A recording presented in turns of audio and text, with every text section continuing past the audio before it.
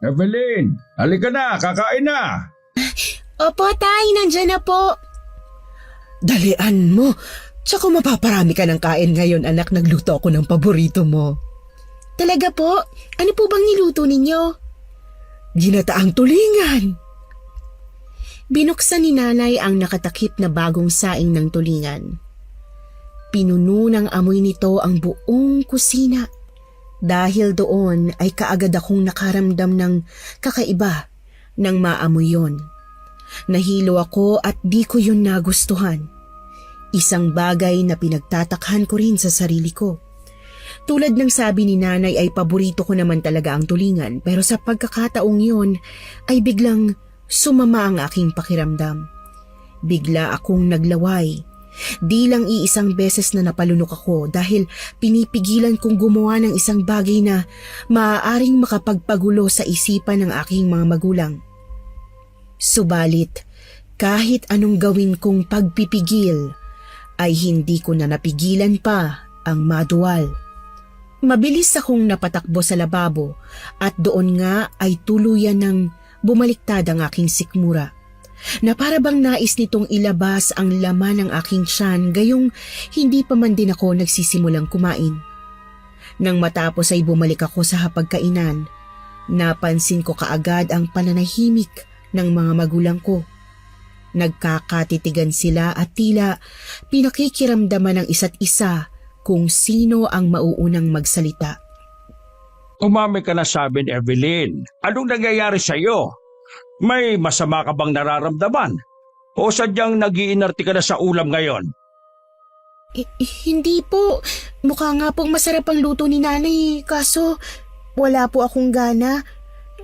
May sakit po yata ako. Kanina pa po ako nahihilo pagkagising ko eh. Bakit ka naman nahihilo?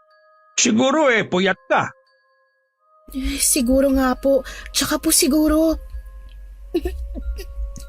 Muli akong napaduwal kaya hindi ko na naituloy ang aking mga sasabihin. Sa totoo lang ay meron talaga akong problema. Hindi ko lang masabi sa kanila ng harapan dahil nahihiya ako.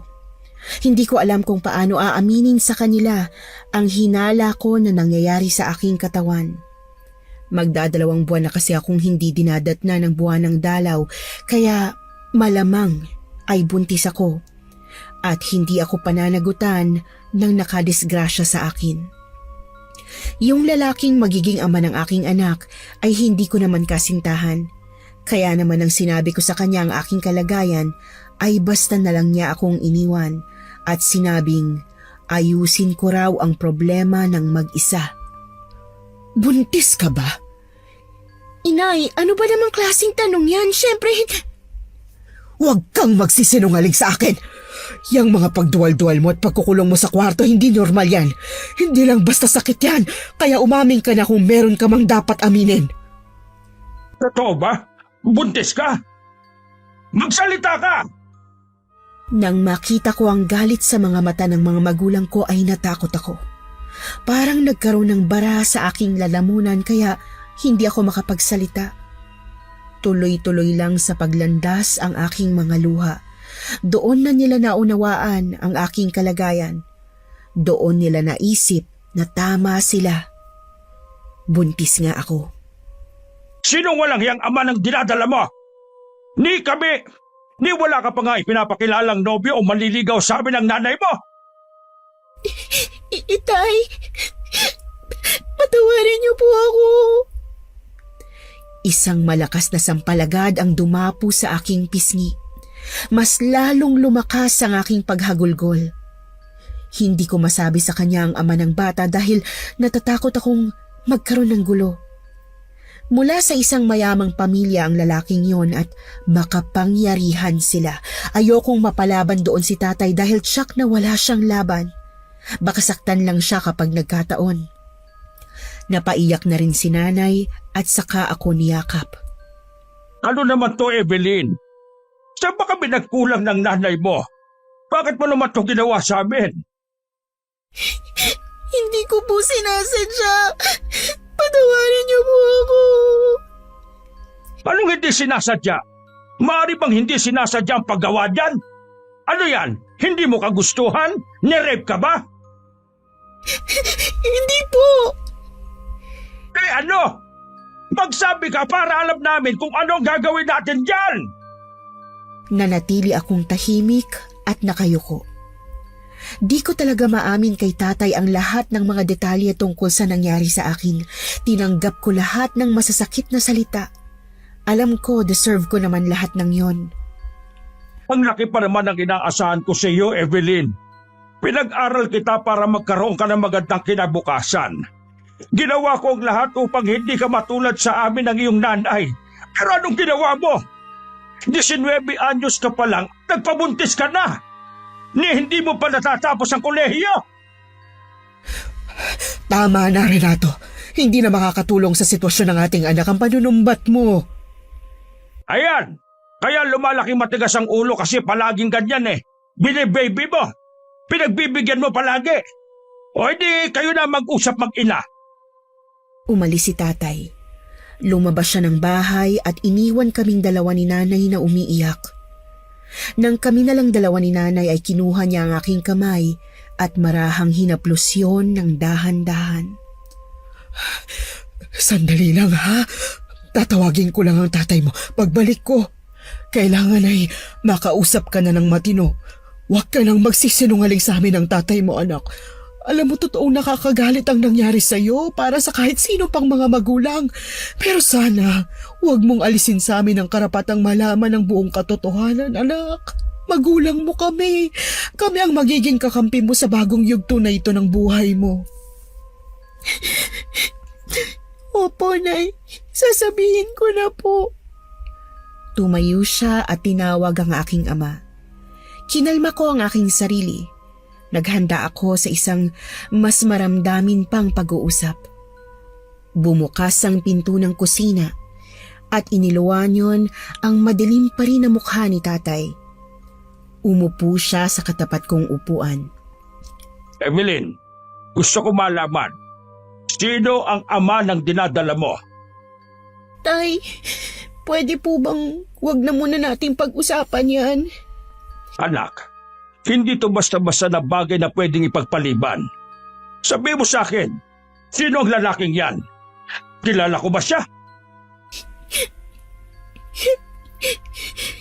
Hindi ko po alam kung paano ko sasabihin sa inyo, Tay.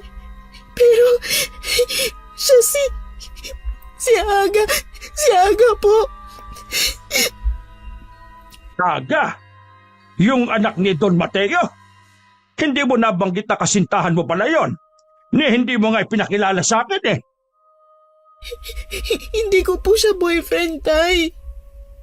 Hindi mo nobyo pero nabuntis ka? Anong nangyari, Evelyn? Aksidente lang po ang lahat, Tay. Aksidente? Walang ganon. Lalo na't nabuntis ka. Paano mo sasabihin na aksidente yan? Hindi mo nga nobyo pero nagpagamit ka? Ganyan ka na ba kababa? Isang beses lang po yun at hindi ko po kagustuhan. Ibig mong sabihin, pinagsamantalahan ka ba niya? May ginawa ba siya sa'yo na labag sa kalooban mo? Hindi po, Tay. Ay nako, Evelyn, naguguluhan na ako. Sabi mo sa akin ang totoo. Huwag ka nang maglihim, anak. Ano ba talaga nangyari? Saan kayo nagkamali? Bakit mo hinayaang mangyari ito?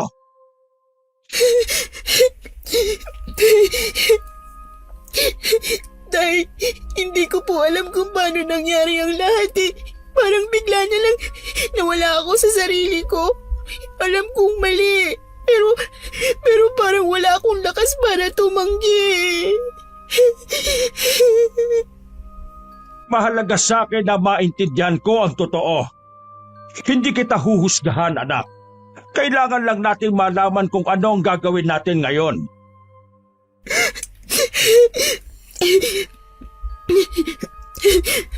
Nakilala ko po si Aga doon sa sayawan nung fiesta. Sinayaw niya po ako nung gabing yun at nag-usap kami. Nung pauwi na po ako, tinambangan ako ng 5 lalaki na gustong gawan ako ng masama pero nilabanan po sila ni Aga at niligtas niya ako. Magmula po noon, naging malapit na kami sa isa't isa. Tay, nahulog ang loob ko sa kanya. Naibigay ko po ang sarili ko sa kanya ng minsan. Isang beses lang po yun. Hindi ko po alam na magbubunga ang kapusukang yun. Hindi na rin kasi kami ulit nagkita matapos na nangyari yun eh.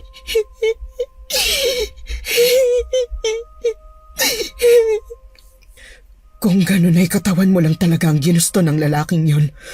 Dahil matapos niyang makuha ang lahat sa'yo, hindi na siya nagparamdam.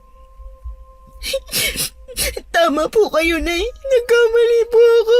Akala ko pwede kami.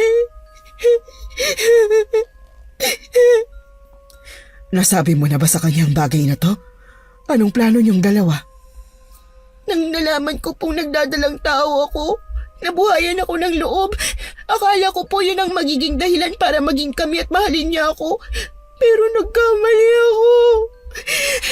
Sinabi niya na wala siyang balak na panagutan ng bata at wala daw siyang pakialam sa akin. Bahala daw ako sa buhay ko.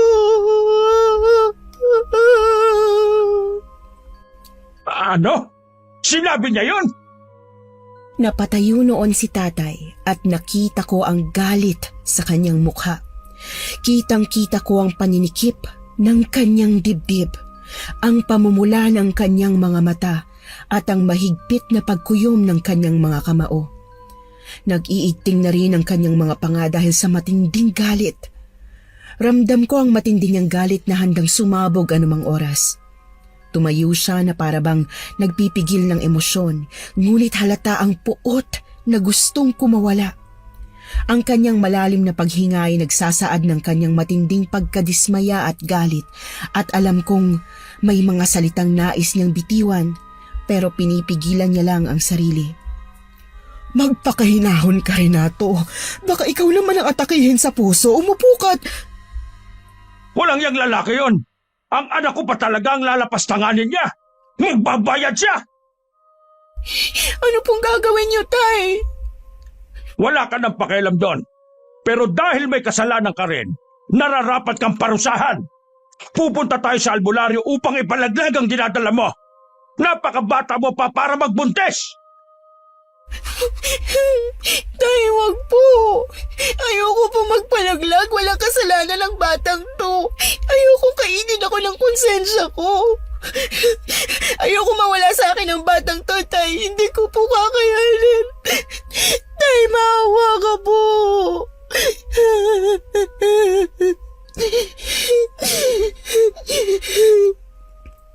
Ano na lang ang sasabihin ng mga kapitbahay natin na nagpuntis ka ng walang ama? Na disgrasyada kang babae? Hindi kita pinag-aral para lang maging usapan ng mga tao. Tay, nakikiusap po ako. Huwag niyo naman po ipalaglag ang dinadala ko. Bukas, kakausapin ko po ulit si Aga.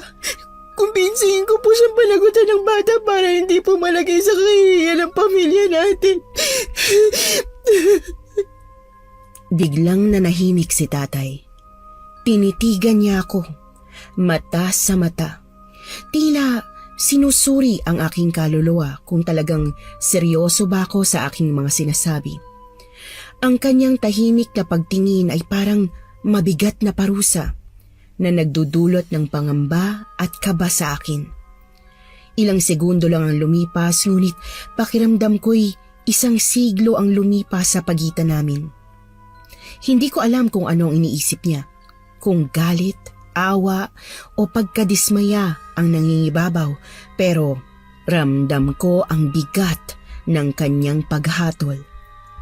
Siguraduhin mo lang, Evelyn, dahil ayokong maging usap-usapan ng mga kapitbahay at lalong ayokong mapahiya. Pagkatapos niyang sabihin yon, dumiretso na si tatay sa kanilang kwarto. Naiwan kami ni nanay sa hapagkainan, tahimik na tinatapos ang aming pagkain. Alam kong nag-aalala rin siya, pero wala siyang sinabing kahit ano. Nang matapos kaming kumain, sinabihan niya akong magpahinga na lang muna. Kinabukasan, maaga akong pumunta sa bahay ni na Aga at nagtanong-tanong tungkol sa kanya. Wala siya roon, pero may nagsabi sa akin na nasa koprahan daw siya kasama ang kanyang mga kaibigan. Agad akong nagtungo sa koprahan kahit na malayo ito mula sa kanilang bahay. Alam kong kailangan kong magtiis sa paglalakad dahil kailangan ko talagang makausap si Aga. Pagdating ko doon, nakita kong nagiinuman lang sila ng kanyang mga barkada kasama ang ilang kababaihan mula sa aming baryo. Kahit alam kong lasing na siya, agad ko siyang pinuntahan. Aga, pwede ba kitang makausap? Tayong dalawa lang please. Bakit hindi mo na lang sabihin dito? Tinatamad akong tumayo eh. Aga, importante kasi ang sasabihin ko. Kung importante talaga, bakit hindi mo na lang sabihin dito? Gusto ko sana tayong dalawa lang para makapag-usap tayo ng maayos. Wala akong pakialam. Sabihin mo na. Nagulat ako dahil yun ang unang beses na sinigawan niya ako. Nawala ang lahat ng lakas ko sa katawan at nanlambot ako. Pero kailangan ko siyang kumbinsihin upang panagutan ang dinadala ko. Alam na ng pamilya ko na buntis ako. At alam na rin nilang ikaw ang ama. O ano ngayon? Gusto nilang panagutan mo ko. Kung hindi, ipapalaglag nila ang anak mo na dinadala ko.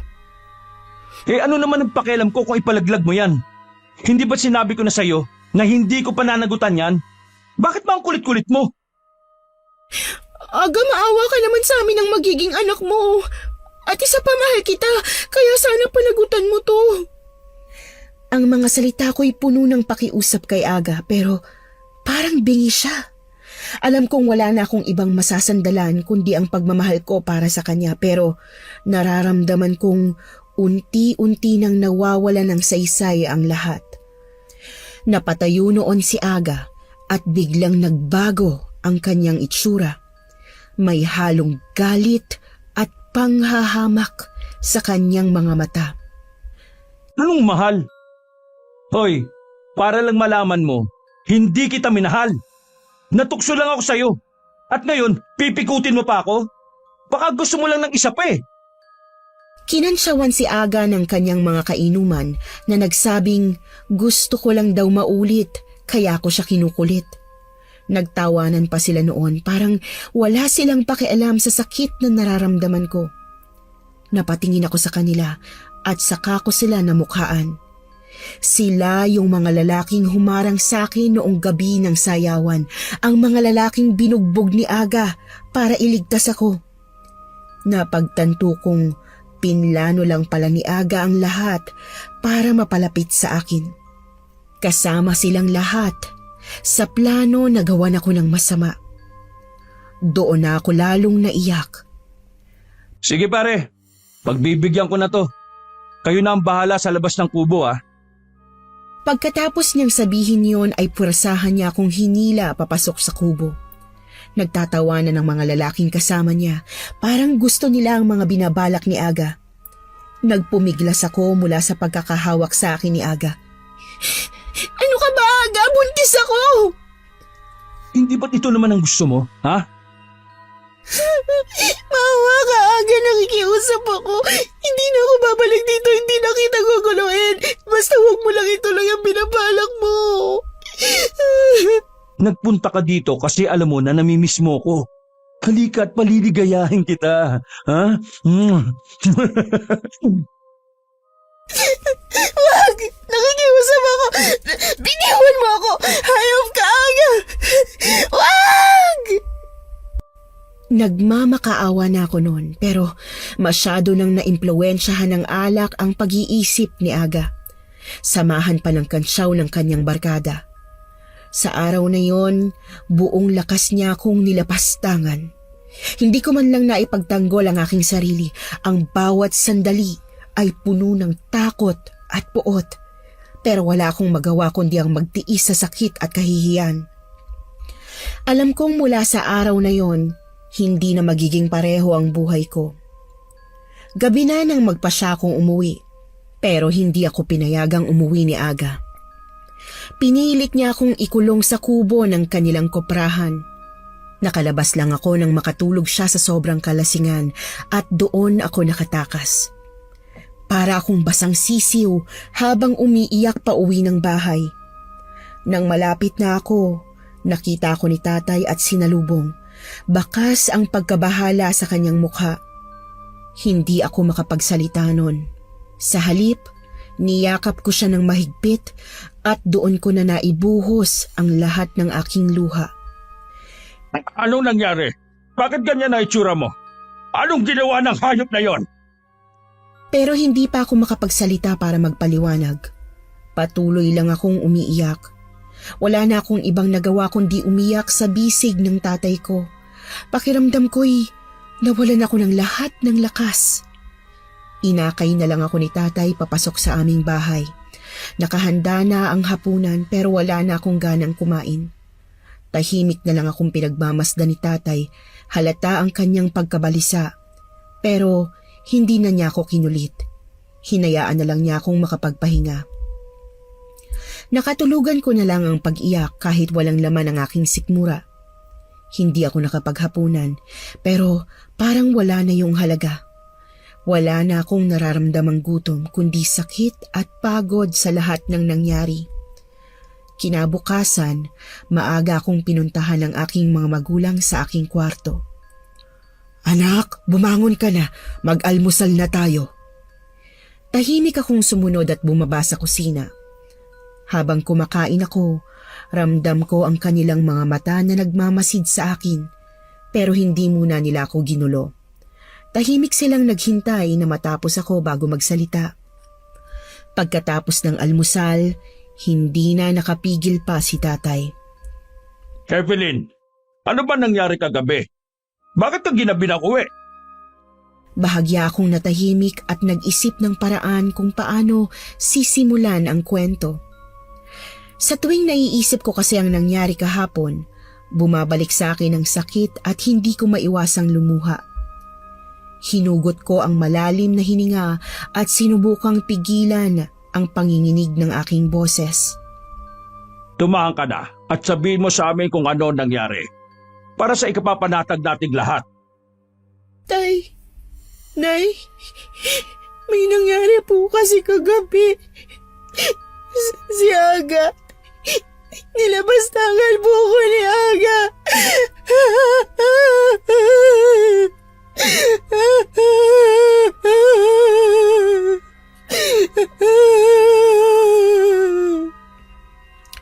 Diyos ko, ang anak ko.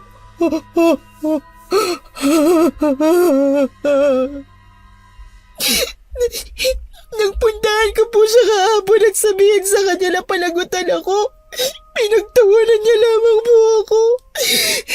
Mga lasing po sila at sinabi niyang hindi niya magagawang panagutan ang nangyari sa amin at ang aking anak. Ang sabi pa po niya, kaya ako pumunta doon dahil gusto ko pa daw pong umisa sa kanya.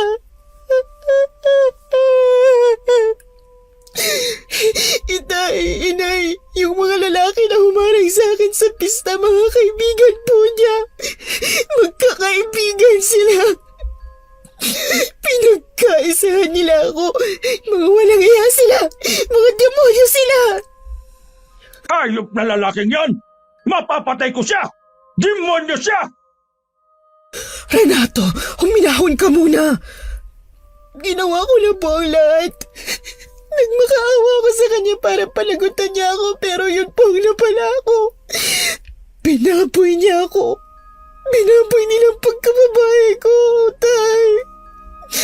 Dinala ako ni Aga sa kubo sa kanilang kuprahan. At doon niya ako pinagsamantalahan habang pinapanood ng mga kaibigan niya. Punyetang Aga yan! Hindi ko mapapalampas to!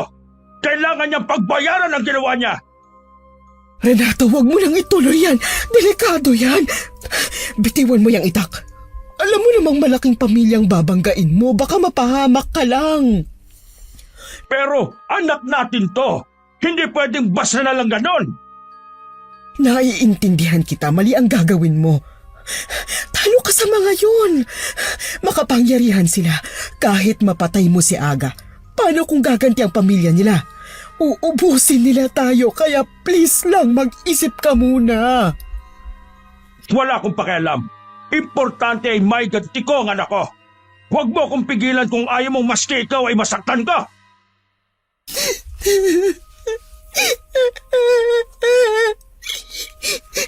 Nay, huwag na po kayong mag-away. Ayoko na po matagdagan pang problema. Tama na, wala nakikiusap ako.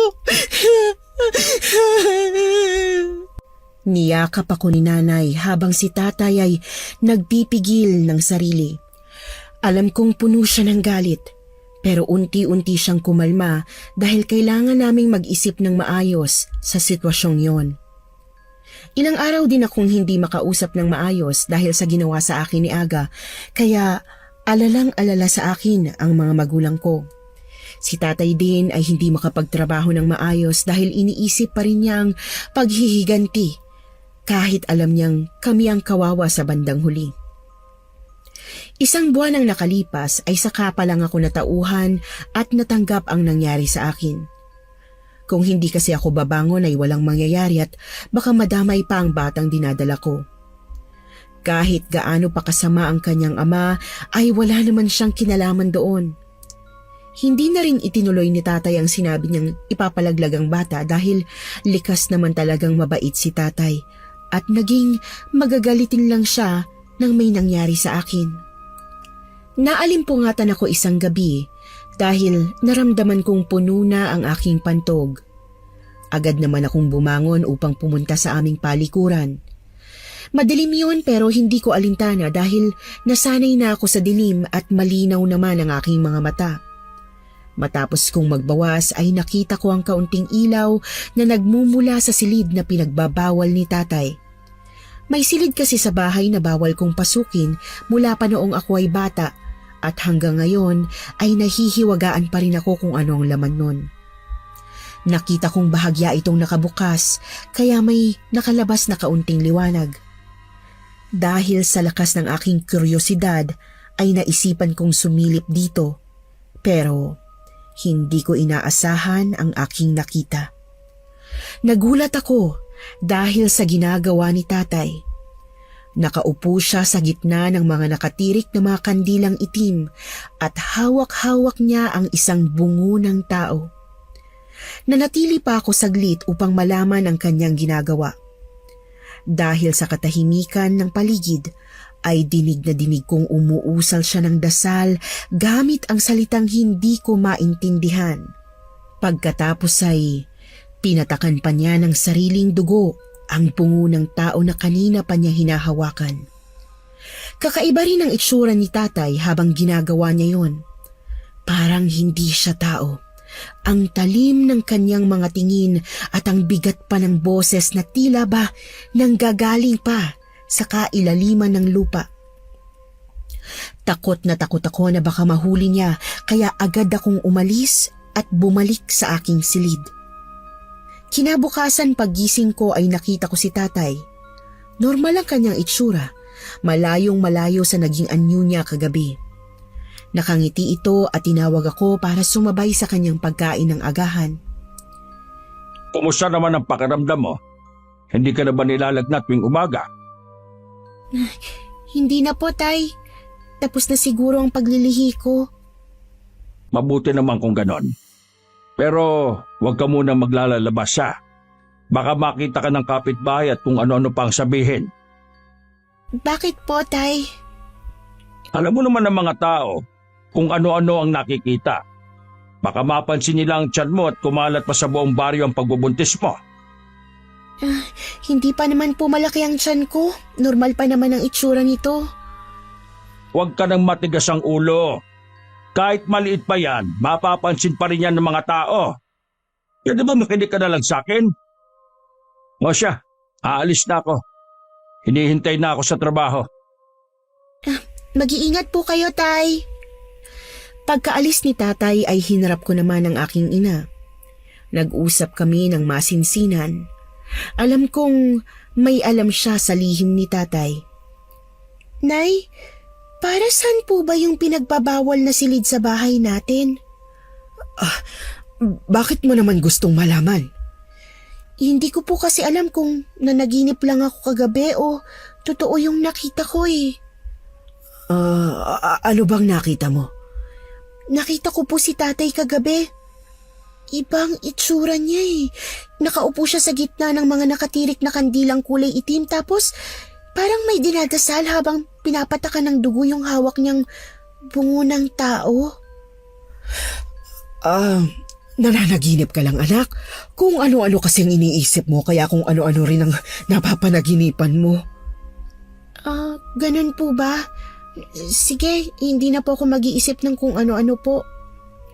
Pero kahit anong paliwanag ni nanay, hindi maalis ang pagdududa sa isip ko.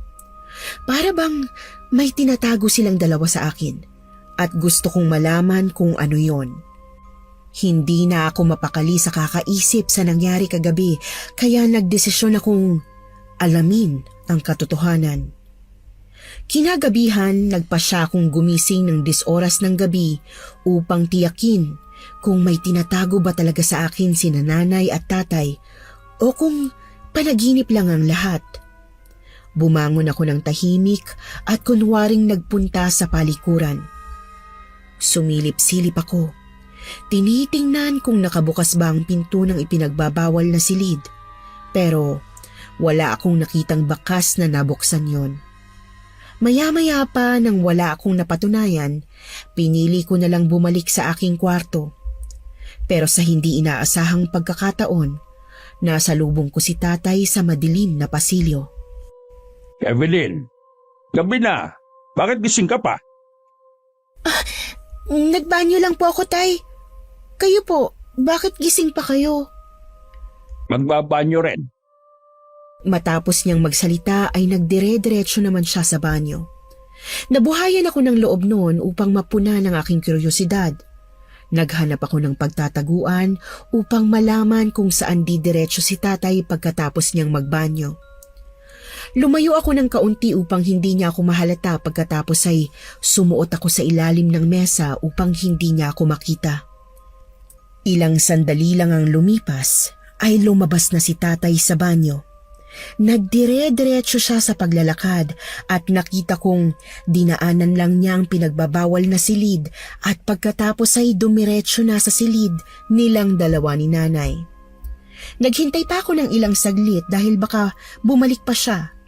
Pero inabutan na ako ng antok kaya minabuti ko na lang na bumalik sa aking silid at napatunayan kong panaginip nga lang ang lahat ng nakita ko. Tanghali ay nakaramdam ako ng pagkainip. Lumabas ako ng bahay kahit naging kabilin-bilinan ng dalawa na wag akong lalabas. Bumili ako ng candy at ilang piraso ng chichirya sa tindahan. Doon ay naabutan kong nagchichismisa ng tindera at dalawa pa naming kapitbahay. Naging interesado ko sa kanilang pag-uusap dahil ang kanilang pinagkukwentuhan ay si Aga. Balita na hindi na raw naglalabas pa ang lalaki. May sakit daw ito at ilang beses nang itinakbo sa ospital pero walang makitang sakit. Ilang albularyo na rin ang nakikitang kasama ni Don Mateo na dinadala sa bahay nito pero balita pa rin na lumalala ang sakit ng binata. Kinagabihan sa harap ng kainan ay hindi ko napigilang ikwento sa kanila ang chismis. Lumabas ka ng bahay? Bumili lang naman po ako ng candy at... Huwag mo nang uulitin yan ha. Kung ayaw mo magkaroon tayo ng problema, umayos ka. Sumunod ka sa mga sinasabi namin sa iyo ng nanay mo. Pasensya na po, tay. Hindi na po mauulit. Yung tungkol sa sinasabi mo kanina, alam mo, narinig ko rin yan eh. May nangyayari nga daw dun sa Aga na yun. Talaga ba, nay? Kumpirmado talaga na may sakit ang lalaking yon? Mabuti nga sa kanya. Karma yon, sigurado ko. Tigilan mo yan anak. Hindi magandang natutuwa ka sa masasamang sinasapit ng iba. Hayaan mo ng anak mo. Natutuwa lang siya dahil kinarma ang walang hiyang yon. Natuwa talaga ako, tay. Dahil kahit na wala akong ginagawa, may iba namang gumanti para sa akin. Sino kayang gumawa sa kanya nun? Baka may ginawan din siya ng masama at dahil hindi na rin sila makaganti, pinabarang na lang siya o pinakulam. Kung sino man ang gumawa noon at hindi na nakatiis na karma ang magtrabaho, kaya sila na mismo kumilos. Matapos kaming maghapunan, dumiretso na ako sa aking silid upang makapagpahinga. Malalim na ang gabi nang muling maalimpungatan ako dahil sa ingay mula sa kabilang kwarto. Hindi ko yon maintindihan kaya lumabas ako sa aking silid at napag-alaman kong mula sa silid ng aking mga magulang ang ingay. Lumapit ako upang mas marinig sila at doon ko narinig na nag-aaway pala sila. Bakit akong sinisisi mo wala naman akong kinalaman doon? Matagal ko nang itinigil ang ganyang gawain buhat ng pakasalan kita. At ayaw ko na rin ipamana pa sa anak natin at sa susunod pang henerasyon ng pamilyang ito. Kilala kita, Renato. Alam ko kapag nagsisinungaling ka, sinabi sa akin ni Evelyn ang nakita niya sa pinagbabawal na silid. Hindi nga ako nagsisinungaling. Maniwala ka sa akin. Asawa mo ko. Sinabi sa akin ng anak mo na nakita kanyang may kakaibang ginagawa sa silid na yon. Ano ngayon kung ako nga ang bumarang sa kanya? Nararapat naman talaga sa kanya yon dahil sa kawalang hiya ang ginawa niya kay Evelyn. Lalo akong nagulat sa aking narinig. Mambabarang pala si tatay. Siya ang bumarang kay Aga at ang nakita ko ng gabing yon ay ang paraan ni tatay sa pambabarang. Natakot ako kaya pumasok na lang ako sa aking silid at nag-isip ng kung ano-ano. Kaya pala hindi siya nagulat kaninang napag-usapan namin si Aga. Siya mismo ang may gawa nun. Nakatulugan ko na lang ang pag-iisip ng gabing yon at kinabukasan ay nagkunwari akong walang nalalaman. Baka kasi mapahamak pa ako. Pero mula noon, palagi ko nang inaabangan si tatay tuwing gabi. Umaasang muli ko siyang makikita na pumasok sa ipinagbabawal na silid. At hindi nga nagtagal ay natsyempohan ko na siya na pumasok sa ipinagbabawal na silid na yon. Palingalinga pa siya noon at sinisiguradong walang makakakita sa kanya. Ilang sandali pa ay pumasok na siya sa silid at isinarado ito. Nang makapasok na siya, ay lumabas na ako sa aking pinagtataguan at lumapit sa silid. Marahan ko yung binuksan dahil hindi naman nakakandado. Kaunti lang, yung sasapat ang mata ko upang makasilip. Doon ko nakitang muli si tatay. Gumuguhit siya sa sahig gamit ang kanyang dugo. Pinagmamasdan ko lang siya noon hanggang sa pinaikutan na niya ng kandila ang kanyang iginuhit. Nang masindihan na niya ang mga kandila, ay pumosisyon na siya sa gitna. Hawak-hawak ang bungo ng tao at isang garapon na naglalaman ng iba't ibang mga insekto. Nakita kong gumalaw ang kanyang bibig at narinig ko ang kakaiba niyang dasal. Nang matapos yon ay muli niyang pinatakan ng dugo ang bungo at binuksan na rin niya ang garapon. Muli siyang umusal ng dasal at nakita kong gumapang ang mga insekto patungo sa bungo. Ilang minuto pa ang nagtagal ay natapos na sa kanyang ginagawa si tatay. Isa-isa na niyang pinatay ang mga kandila. Umalis na ako noon dahil baka mahuli pa niya ako at mapagalitan. Dahil sa mga nakita ko ay sigurado na akong si tatay ang bumarang kay Aga. Natutuwa ako dahil ginagawa niya yon para sa akin, pero sa kabilang banda naman ay naaawa ako. Sobra-sobrang parusa na kasi ang natatanggap ni Aga at ang balita ko pa ay butot balat na lang ito. At tadtad pa ng mga sugat sa buong katawan na hindi naghihilom. Usap-usapan na rin sa aming baryo ang tungkol sa umaalingasaw na amoy na nanggagaling sa kanilang bahay. Hindi na raw nakatagal ang ilan sa kanilang mga katulong at isa-isa na silang nagsialisan. Kaya mismong si Don Mateo na lang daw ang nag-aasikaso kay Aga. Nang mabalitaan kong naghahanap si Don Mateo ng mga bagong katulong upang mag-alaga kay Aga, agad kong naisip na subukang pasukin ito. Hindi naman sa gusto kong alagaan si Aga, kundi naaawa ako at gusto kong malaman ang kalagayan niya. Ganito ang gawin mo, Ineng. Linisan mo lang ang kanyang mga sugat dahil palaging bumabaho. Kailangan mo ring banyusan palagi ng pinakuluang dahon ng bayabas. Yun lang ang gagawin mo. 1 oras lang at maaari ka nang umuwi. Paano naman po ang sweldo? Bibigyan kita ng 300 kapag uuwi ka na. Hindi ka na siguro lugi dyan dahil 1 oras lang naman ang trabaho mo. Opo, sapat na po yun. Matapos kaming mag-usap ni Don Mateo sa bakuran, sinamahan na niya ako sa kanilang bahay. Sa labas pa lang, amoy na amoy ko na ang mabahong amoy. Para itong laman ng naaagnas na hayop na napabayaan sa daan. Dahil sa amoy ay naduduwal na ako. Eto, Ineng, panyo. Ilagay mo sa iyong ilong para hindi mo maamoy. Ipinaliwanag ko na sa iyo kanina, kaya nagsialisa ng aming mga kasambahay. Tumangulang ako bilang tugon sa sinabi niya. Tinanggap ko ang panyo at itinali ito sa aking mukha upang matakpan ang aking ilong. Pero sa sobrang tapang ng amoy ay nalalanghap ko pa rin ang baho. Nang makarating sa silid ni Aga ay mas lalong tumapang ang amoy, pero tiniis ko na lang. Pero hindi lang pala ang amoy ang nakakadiri, pati pala ang itsura ni Aga. Butot balat na rin kasi ito at pagkatapos ay napakarami pang sariwang sugat sa katawan na may tumutulong likido na kulay berde. Para itong nana pero mas nakakadiri ang itsura. Buhay pa siya pero ang katawan ay parang sa bangkay na, naaagnas na.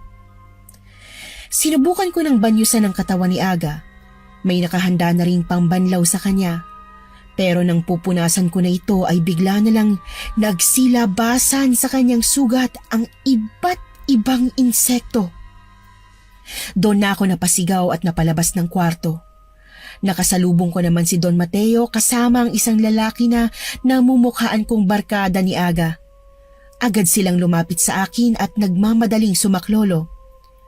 Anong nangyari, Ineng? Bakit ka nagsisigaw? Kasi po, may mga insektong lumalabas sa mga sugat niya. Tsaka hindi ko na po kaya, uuwi na po ako. Napatingin ako sa lalaki at nakita kong pinagmamasdan niya ako mula ulo hanggang paa. Pagkatapos nun, tumakbo na ako palabas ng kanilang bahay. Mukhang namukhaan pa ako ng lalaki kaya kinakailangan ko nang umalis dahil iniisip kong baka mapahamak pa ako. Pag uwi ko, tinanong ako ni nanay kung saan ako nanggaling. Sinabi ko na nag-iikot lang ako pero pinagalitan niya ako. Dapat daw ay hindi na ako naglalalabas dahil lumalaki na ang aking tiyan. Tsak na mapapagalitan daw ako ni tatay kapag nalaman ng mga kapitbahay na buntis ako. Lumipas ang mga araw at naiisip ko pa rin ang itsura ni Aga. Nawala na ang galit ko sa kanya at napalitan na ng awa. Nakakaawa naman kasi talaga ang kalagayan niya. Buhay pa, pero inuuod na. Kung may lakas lang sana ako ng loob para pigilan si tatay, ginawa ko na. Pero natatakot din ako sa kanya kaya wala akong magawa. Kinagabihan, pagkatapos naming kumain, bigla kaming nagkaroon ng bisita. Nang pagbuksan yun ni nanay, sinabi niyang kaming dalawa raw ni tatay ang hinahanap. Paglabas ko, nakita ko si Don Mateo kasama ang lalaking barkada ni Aga. Itinuro pa niya ako at sinabing ako raw ang babaeng inargrabyado at nabuntis ni Aga. Kinakabahan ako noon dahil baka kung anong gawin nila sa amin pero nagbago ang pananaw ko nang lumuhod si Don Mateo. Renato, nakikiusap ako sa iyo. Alam kong nadehado ang iyong anak dahil sa ginawa ni Aga. Pero ako na ang humihingi ng tawad dahil sa kanyang kawalang hiyaan. Patawarin mo na sana siya at itigil na ang pambabarang sa kanya. Anong sinabi mo? Hindi kita maintindihan.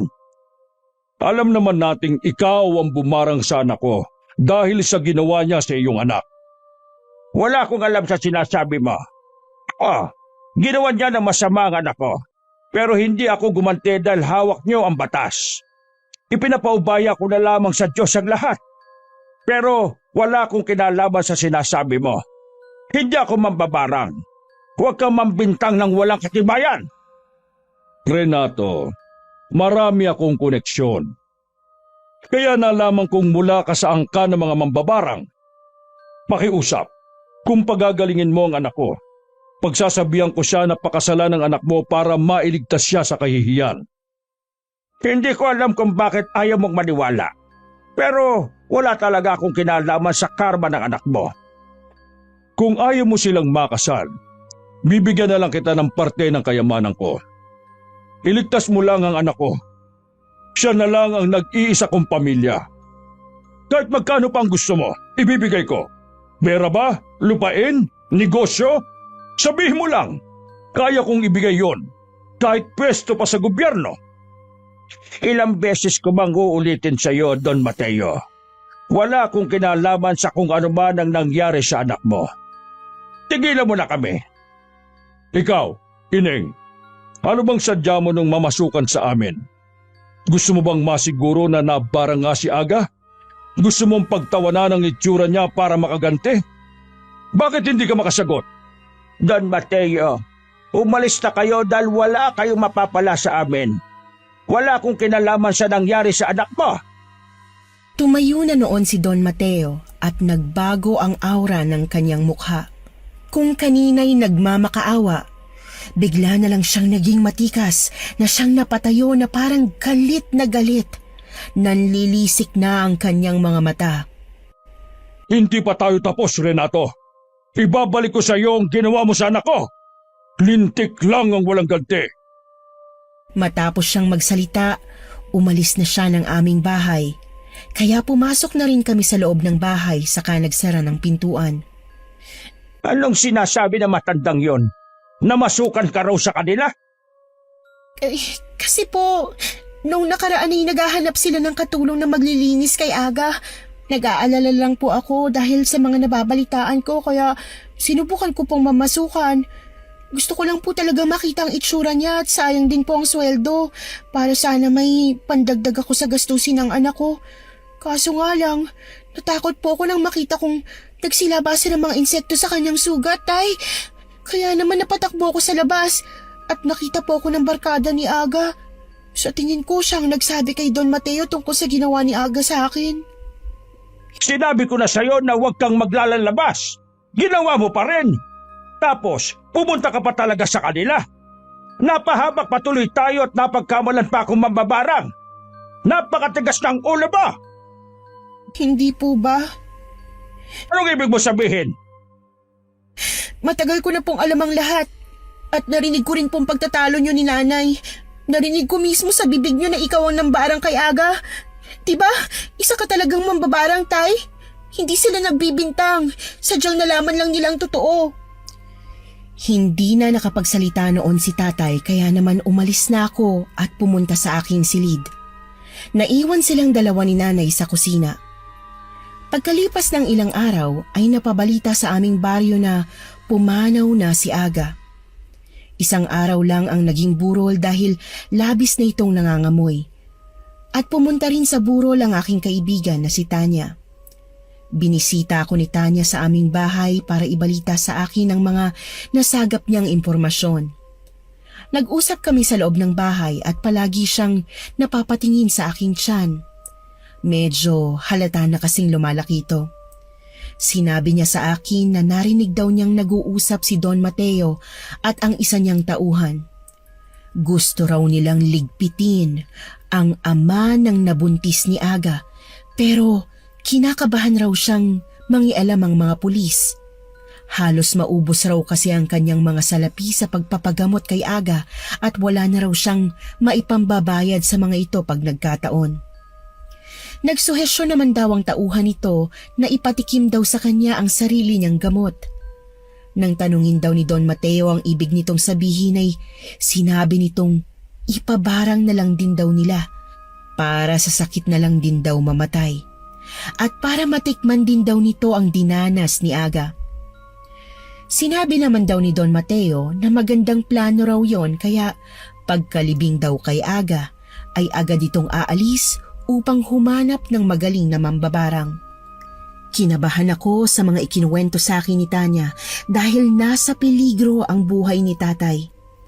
Napansin ni Tanya na hindi na ako mapakali ng mga sandaling yon kaya naman Agad na niyang sinabi ang kanina pa niya gustong sabihin.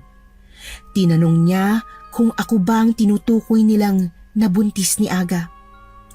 Hindi na ako makakapagsinungaling noon dahil halatado na ang aking tiyan. Kaya inamin ko na sa kanya ang lahat.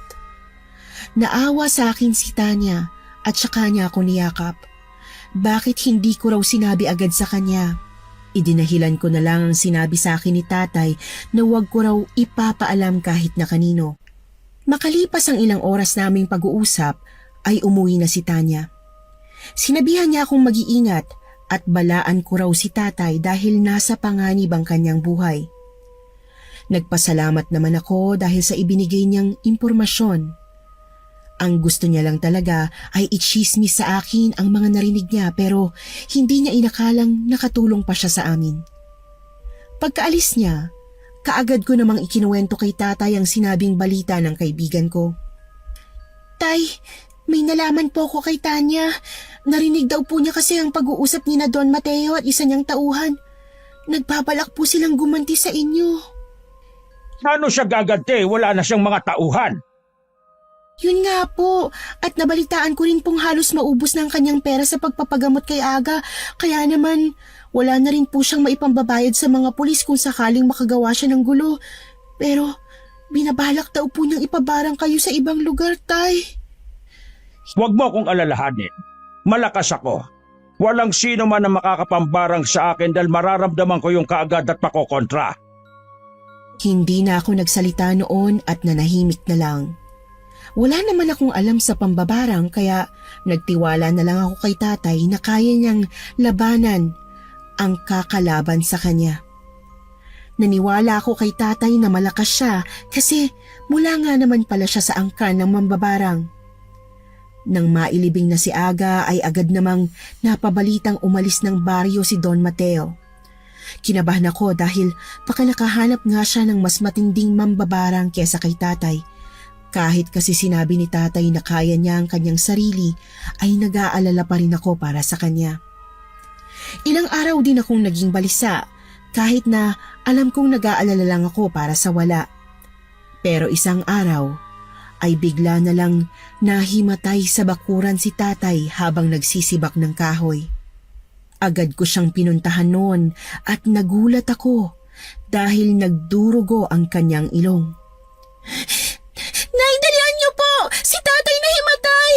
Nay! Ilang sandali lang ay dumating na si nanay at sabay naming inakay si tatay papasok ng bahay. Ihiniga namin siya sa kanilang silid at sinubukan ng pag-ayos ng pagdurugo ng kanyang ilong. Renato, anong nangyari sa'yo? Bakit ka nahimatay? Wala yon. May nadubok lang sa akin. Pero hindi siya nagtagumpay. Ano pong nanubok?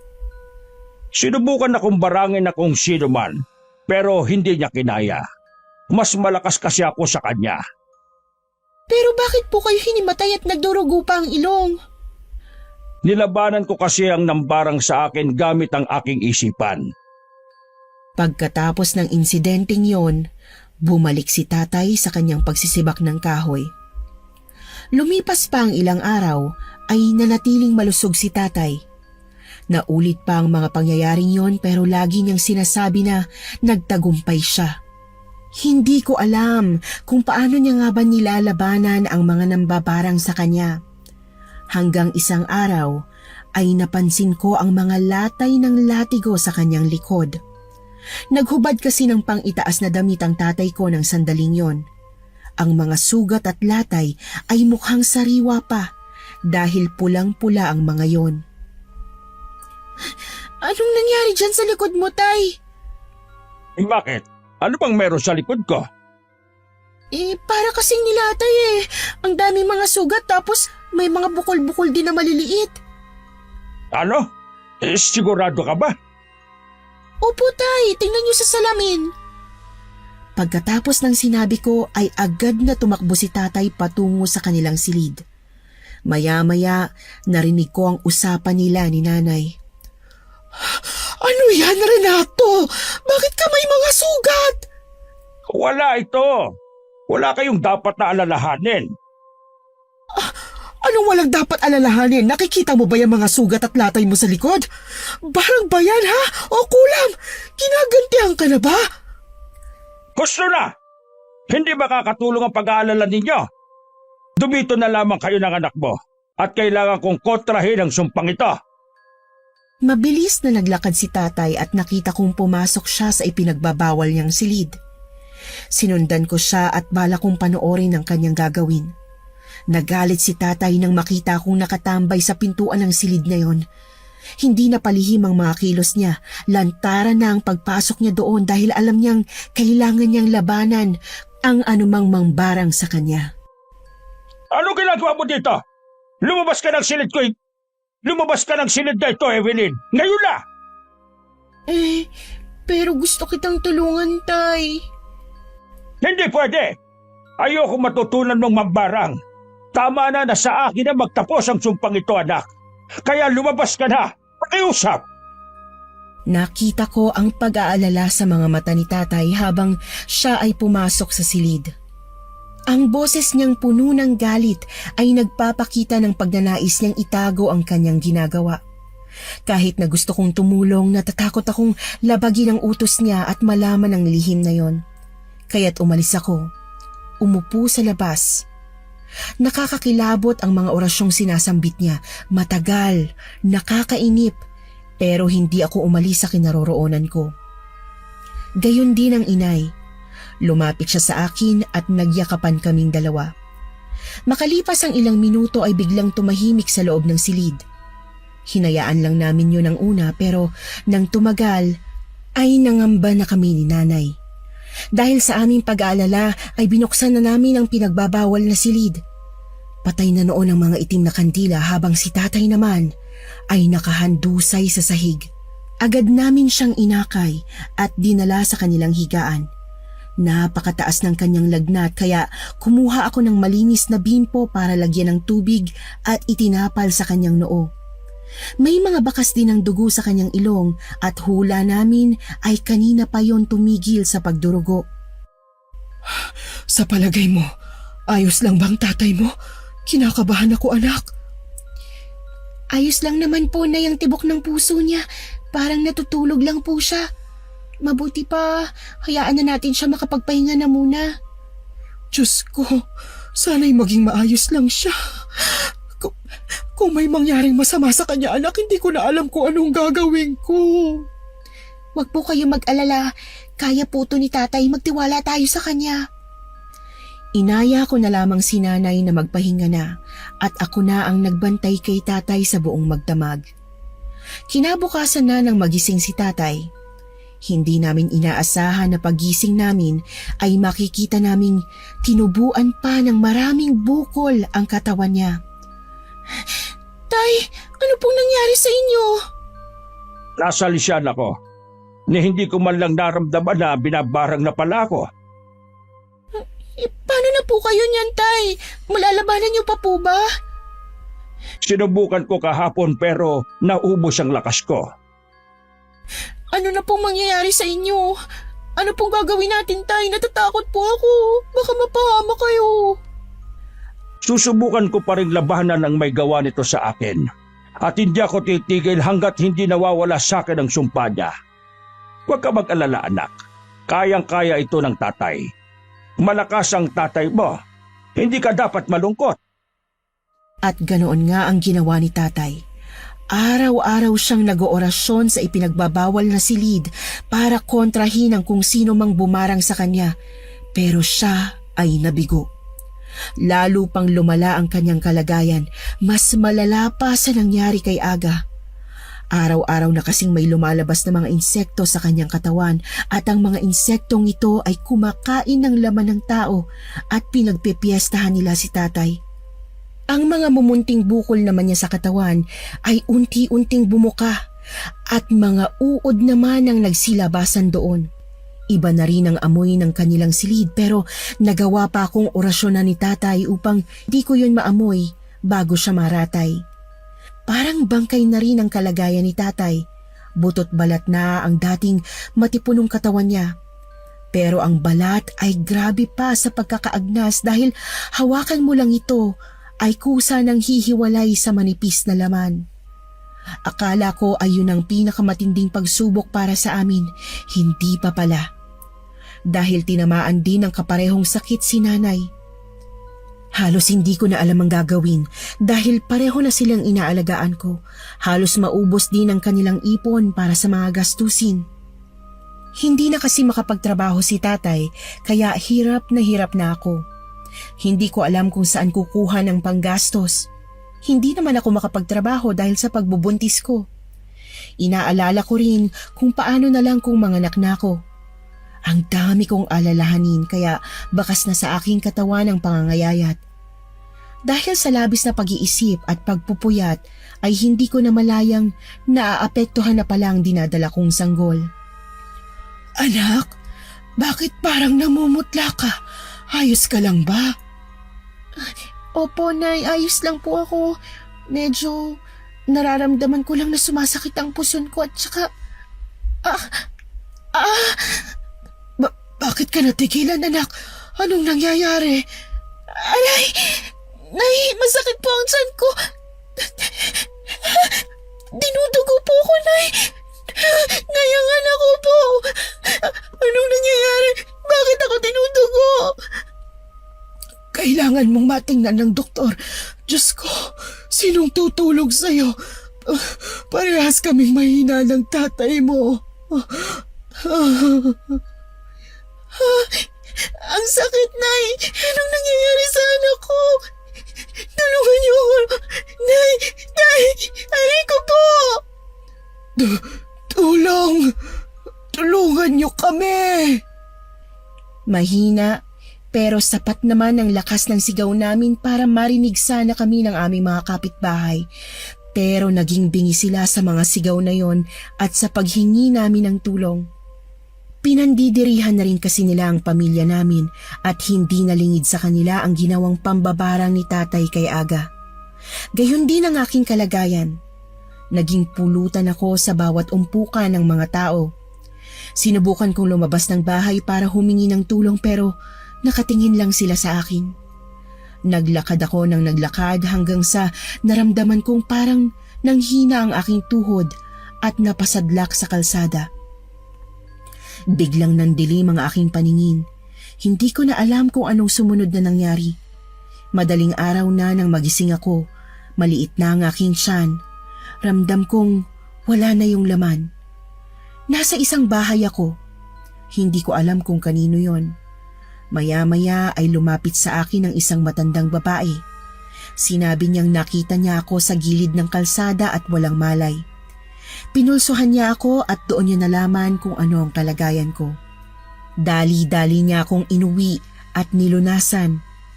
Isa siyang manggagamot. Mabuti na lang daw at naagapan niya ako bago pa ako matuluyan. Pero hindi na raw niya naisalba ang buhay ng aking anak.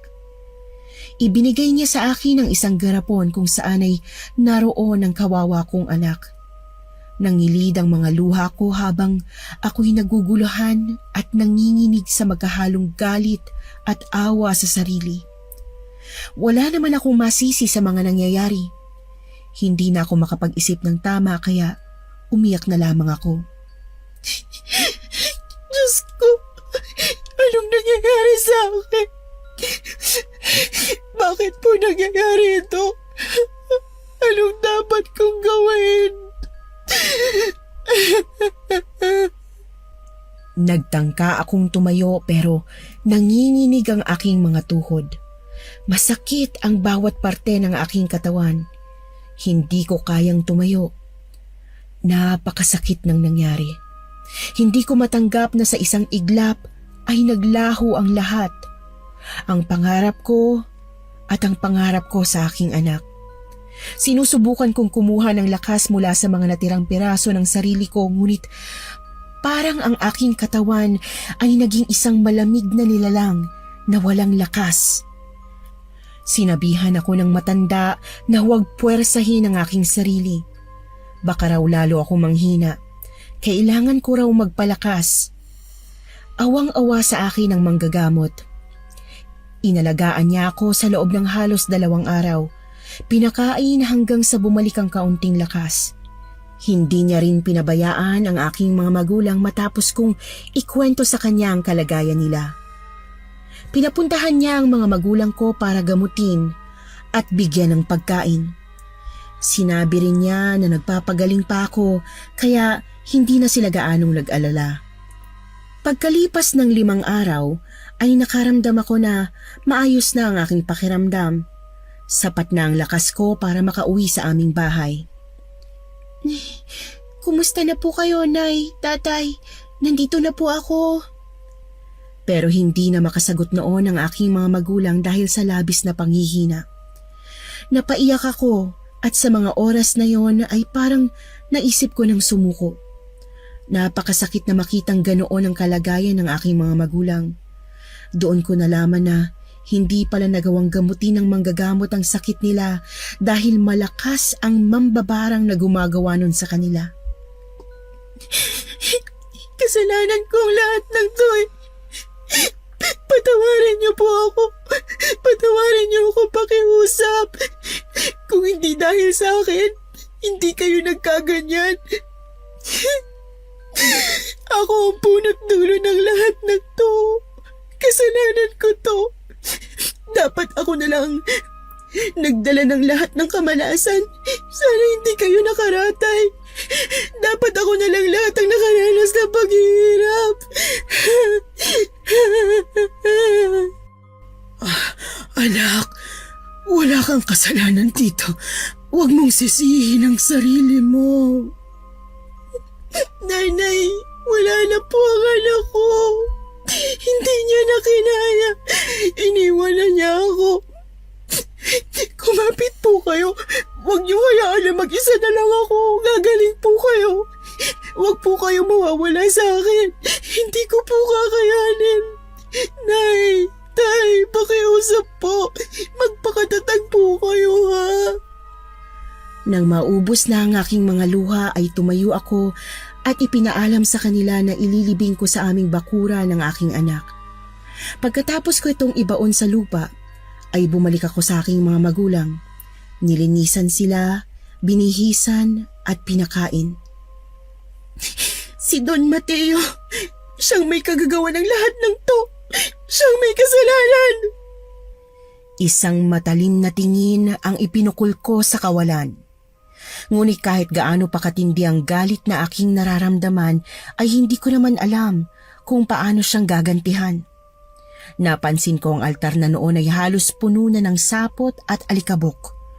Kinausap ko ang puon na nakalagay doon. Totoo ka ba talaga? Sa nangyayari ngayon, mas pinapaniwalaan ko ng demonyo kaysa sa'yo eh. Bakit?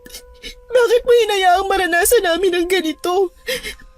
Kung talagang totoo ka, baka pwede mo namang pakinggan ang dasal ko. Ang tanging hiling ko lang, himala. Yun lang ang hiling ko ngayon. Alam ko hindi ko na mababalik ang nawala pero sana pagalingin mo ang mga magulang ko. Tama na po. Bigyan mo na kami ng katahimikan, pakiusap. Kami ang inapi. Pero bakit kami ang naghihirap? Oo, may kasalanan din naman kami pero di ba? Sapat lang sa kanilang ginawa ni tatay. Pero bakit kami? Lahat kami naghihirap ng ganito. Nasaan ang hustisya? Akala ko ba patas ka? Bakit hindi ka namin maramdaman ngayon? Tinalikuran mo kami. Naging bingi ka. Nawalan ka ng pakialam sa amin. Paano kami magbabalik loob kung hindi ka namin maramdaman?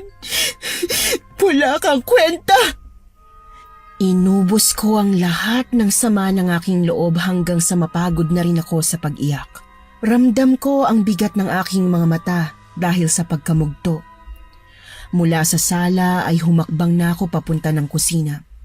Pero sa di malamang dahilan ay para akong nakarinig ng mga bulong na naging dahilan upang mapatingin ako sa kwarto kung saan isinasagawa ni tatay ang pambabarang.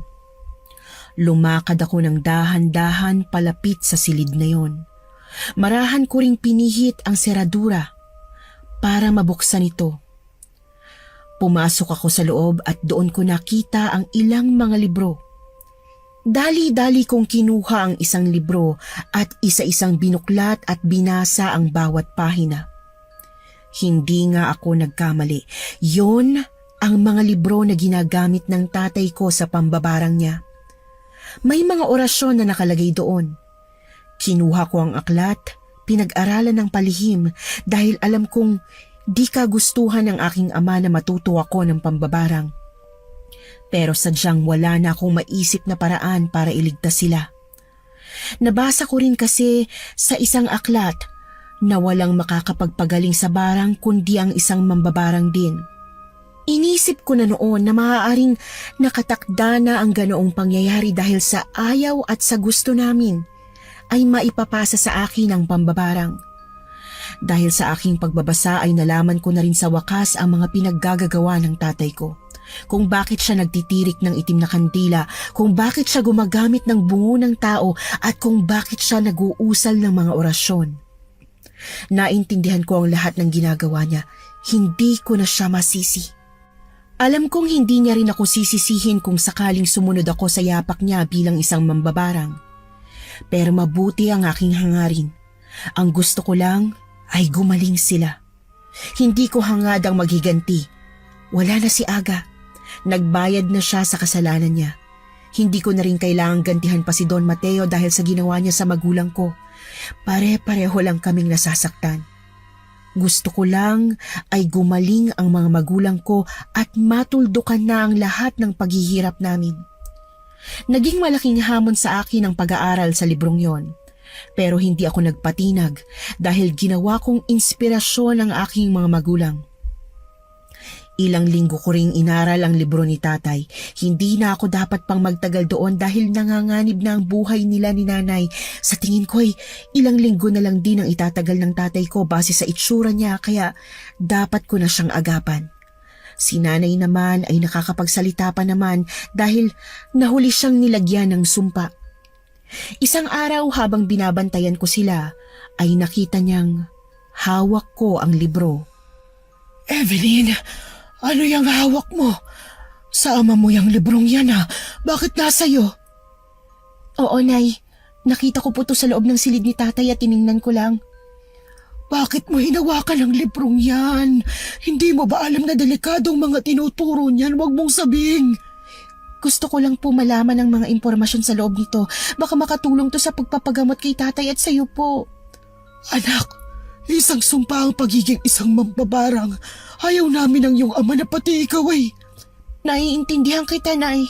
Pero sana maintindihan niyo rin na gagawin ko lang to dahil gusto kong gumaling kayo at makasama pa ng matagal. Pero anak, inilalagay mo lang ang sarili mo sa kapahamakan.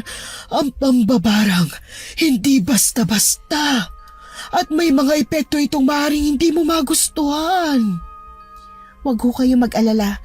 Nalalaman ko ho ang limitasyon ko. Tsaka wala na ho tayong malalapitan kundi ang kumapit sa demonyo para lang gumaling kayo. Anak, sana hindi mo isinuong sarili mo sa ganitong mga pagkakamali. Mas manalig ka sa Diyos. Sana. Gusto ko po, Nay. Pero masyado na hong matagal yung hinihiling kong tulong galing sa Kanya. Tinalikuran na po tayo ng Diyos na yon. Patawarin niyo po ako kung kailangan ko pong gawin to. Para po to sa inyo. Kapag natapos to, nangangako ko na hindi ko na muling hahawakan ang aklat na to. Ang gusto ko lang po gumaling na kayo ni tatay. Mas gugustuhin pa naming mamatay, anak. Ayaw kung maski ikaw ay mapahamak. Kayo na lang pong meron ako. At hindi ko po hahayaang mawala kayong dalawa sa akin.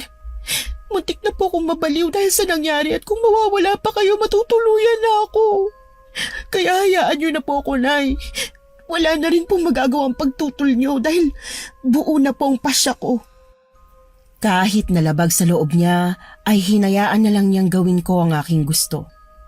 Nagpatuloy ako sa pag-aaral ng mga librong yon hanggang sa maisaulo ko na ang lahat ng orasyon at doon ay masasabi kong handa na akong gamutin sila. Madali ko na lang ding matukoy ang bumarang sa aking mga magulang dahil sa mga nalaman ko, pero hindi pa pala yun ang lahat ng kailangan ko. Sa silid kasi na ipinagbabawal, habang inaayos ko ang mga gagamitin, ay muli na naman akong nakakita ng isang libro. Itim na itim ang pabalat nito kaya nakakaintriga. Nang buksan ko ito, ay agad kong naramdaman ang malamig na hangin sa paligid. Sobrang dilim sa silid na yon at dahil saradong-sarado ay imposibleng makakapasok ang malamig na hangin. Habang binabasa ay napag-alaman kong libro pala ito na pantawag sa masamang espiritu upang mas mapalakas ang kapangyarihan sa kaliwa. May mga nakalagay din ditong mga hakbang upang makatawag ng malalakas na espiritu at isa sa mga yon ang pag-aalay ng bangkay ng sanggol habang niriritwalan. Doon ay naalala ko ang aking anak na inilibing sa aming bakuran. Hindi na ako nag-alinlangan noon kahit pa ialay ang aking walang kamuwang-muwang na anak dahil matagal na itong walang buhay. Hindi naman siguro masamang tulungan niya akong mapagaling ang lolo't lola niya. Baka siya pa ang daan para mailigtas ang aking mga magulang, kaya't lalong naging buo ang loob ko sa gagawin ko. Dali-dali kong hinukay ang labi ng aking anak sa aming bakuran. Wala nang pandidiri para sa akin. Wala na rin akong takot at konsensya. Agad kong kinuha ang garapon kung saan nakalagay ang maliit na bangkay ng anak kong hindi pa naman buo ang katawan. Ilang buwan pa lamang kasi siya nang mawala sa akin. Pagkakuha ko ay saka ako muling bumalik sa bahay. Sinunod ko ang lahat ng hakbang na nakasulat sa libro. Lahat, kahit na ang mumunting mga detalye ay hindi ko pinalampas. Sinundan ko na rin ang orasyon na nakasaad sa ritual. Inilatag ko ang mga itim na kandila sa paligid ng lugar na pinili ko at sinusunod ang mga turo ng libro. Isang pang-akit ang inilagay ko sa gitna, kasunod ang mga dahon at mga halamang binanggit. Ang mga apoy ng kandila ay tila ba sumasayaw. Naramdaman ko sa pagkakataong yon na parang may mabigat na enerhiya. Ang hangin ay naging mas malamig at mas mabigat. Bumilis ang pagtibok ng aking puso. Nakaramdam ako ng takot pero binawi ko ang takot na yon dahil determinado na talaga akong mailigtas ang mga magulang ko. Nagsimula akong bumigkas ng mga incantation na nakasulat sa librong yon. Narinig ko ang sarili kong boses na parabang bumabalik sa akin, parang may echo sa loob ng kwarto. Napansin ko na rin ang mga kandilang tila mas naging maliwanag at galit na galit ang ningas. Hindi ko alam na may ganito palang paraan upang mas mapabilis ang pagtatanggal ng sumpa sa aking mga magulang. Habang patuloy kong isinasagawa ang ritual, naramdaman ko ang kakaibang presensya sa paligid ko. Parang may mga mata na nagmamasid. Sa kabila ng aking takot, hindi ako nagpatinag. Alam kong kailangan kong tapusin ang ritual kahit na ang bawat hakbang ay tila nagdadala ng higit pang kaba sa aking dibdib. Pagkatapos ng ilang minuto, naglagay ako ng huling sigaw ng dasal at tinapos ang ritual. Pinatay ko ang mga kandila at dahan-dahang naglinis ng lugar. Ang pakiramdam ko ay parang natapos ang isang mahaba at nakakapagod na laban. Sana naman maging okay ng lahat. Sana nagawa ko. Sana tama ang lahat ng hakbang na ginawa ko. Sana tuluyan ang gumaling ang mga magulang ko. Maya-maya ay tila isang bulong ang narinig ko mula sa kung saan. Bagamat hindi malinaw ang sinasabi, ay parang naririnig kong tumatawa ito at sinasabing ang kaluluwa ko ay kanya ng pagmamayari. Pinakinggan ko siya ng mabuti pero katahimikan na ang sumalubong sa akin pagkatapos noon. Inisip ko na lamang na isang pangitain o kaya naman ay dahil lamang yun sa labis kong pag-iisip. Kaya kung ano-ano na lang ang aking naririnig sa paligid. Nagmadali akong pumunta sa silid ng aking mga magulang upang malaman ang kanilang lagay. Nakahiga lang silang pareho noon, butot balat pa rin at mahimbing na natutulog na parabang walang iniindang sakit. Nakita ko rin ang mga uod at insektong gumagapang palayo sa kanilang mga katawan. Ilang araw pa ay napansin ko nang lumalakas na ang katawan ng mga magulang ko. Halos mapaiyak ako sa tuwa dahil malaki ang pagbabago sa kanila.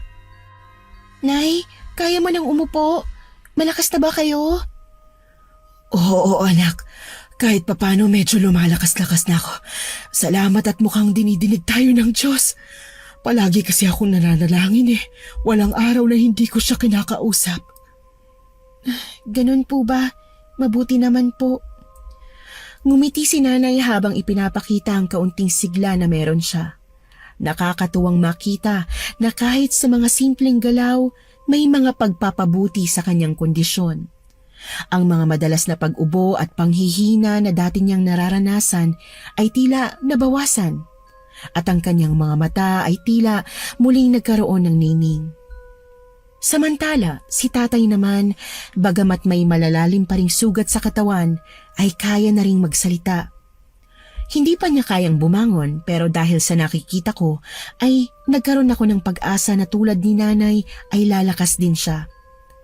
Matatapos na ang aming kinakaharap na problema. Bakit ganyan ang itsura mo? Pasensya na po, ilang araw na po kasi akong di nakakaligo at nakakapag-ayos ng sarili dahil sa pag-aalala ko sa inyo. Hindi yun ang ibig kong sabihin. Nakikita ko, anak, ang itim na aura sa iyong katawan. Sabihin mo nga sa akin ang totoo. Pinakialaman mo ba ang mga gamit ko? Hindi na po ako magsisinungaling, patay. Opo, pinag-aralan ko ang pambabarang para malabanan ko ang may gawa nito sa inyo. Pero tay, nagtagumpay ako. Wala nang sumpa, gagaling na kayo. Bakit mo ginawa yon? Alam mong hindi ko gusto na matutunan mo ang ganoong bagay. Para po sa inyo. Tulad niyo, handa ko ring ibigay ang buhay ko para sa inyo ni nanay. Nagawa ko lamang yun dahil ayokong mawala kayo sa akin eh. Ganun ba? Huli na pala ang lahat para sa iyo. Pasensya ka na, Evelyn. Hindi mo lang kita napigilan. Kasalanan ko ang lahat ng ito. Matagal kong itinago ang tungkol sa aking nakaraan para maprotektahan ka. Pero ako rin pala ang magdadala sa iyo ng lahat ng ito. Wala po kayong kasalanan, tay. Ako pong nagdala ng lahat ng to sa pamilya natin. Dahil hindi mangyayari ang lahat ng to kung hindi ako nagpabola kay Aga. Iyon na nga, anak. Kung sana'y nagawa kong magtimpi at ipinaubayan na lang ang lahat sa Diyos, hindi sana mangyayari ang lahat ng ito. Kung hindi ko binarang si Aga, hindi na sana ako ginantihan ni Don Mateo. At hindi mo na sana kailangan pang ibenta ang iyong kaluluwa sa masamang espiritu. Tawarin mo ko, anak. Hindi ko sinasadya. Tama na yan. Baka mamaya ay magkaiyakan pa tayo rito. Tapos na. Nangyari na ang mga nangyari. Pare-pareho naman nating hindi ginusto to eh. Pero maski ganon, sana sa oras na ito natuto na tayo sa ating mga pagkakamali. At ikaw, anak, kailangan mong humingi ng tawad sa Diyos. Bumalik ka sa Kanya. Hindi pa huli ang lahat para sa inyo ng tatay mo. Opo, Nay. Magmula po ngayon, hindi na po ako mambabarang. Yun na po ang una at huli kong gagawin ng bagay na yun. Sana mapatawad ako ng Diyos sa mga nagawa ko. Anak, salamat ha. Salamat sa lahat ng naging tulong mo sa amin. Maiintindihan ka niya, anak. Humingi ka lang ng tawad ay pagpapatawad siya. Evelyn, anak, patawad. Mahal na mahal ka namin ng nanay mo. Ikaw ang pinakamahalagang bagay sa buhay namin. Salamat sa lahat. Tahan na po kayo. Dami ng luha nang nawala sa akin eh. Ang mahalaga ngayon, tapos ng paghihirap natin, magsimula po tayo ulit ng magkakasama, ha? Evelyn, anak ko. Mahal na mahal ka namin ng nanay mo. Mahal na mahal ko rin po kayo. Pagkalipas ng ilang buwan ay unti-unting bumalik sa normal ang aming buhay. Bagamat may mga natitira pang peklat mula sa nakaraan, ay pinili naming kalimutan ang lahat at hinayaan na lamang si Don Mateo. Hindi ko na siya binalikan. Hindi ko na rin siya binarang dahil nangako ako kina nanay at tatay na ititigil na ang paggawa ng masamang bagay na yon. Hanggang sa nabalitaan na lang namin na tuluyan ng nabaliw si Don Mateo at kinuha na ng ibang kamag-anak. Nagpatuloy kami sa buhay namin at nagsimula ng panibago. Ipinagpatuloy ko ang aking pag-aaral at sa kasalukuyan ay isa na akong maestra. Palaging nakaantabay at nakagabay sa akin ang mga magulang ko. Sama-sama naming hinarap ang mga hamon ng buhay. Mas malapit pa kami sa isa't isa at nagsimulang magplano para sa aming hinaharap na naaayon sa turo ng dakilang lumikha.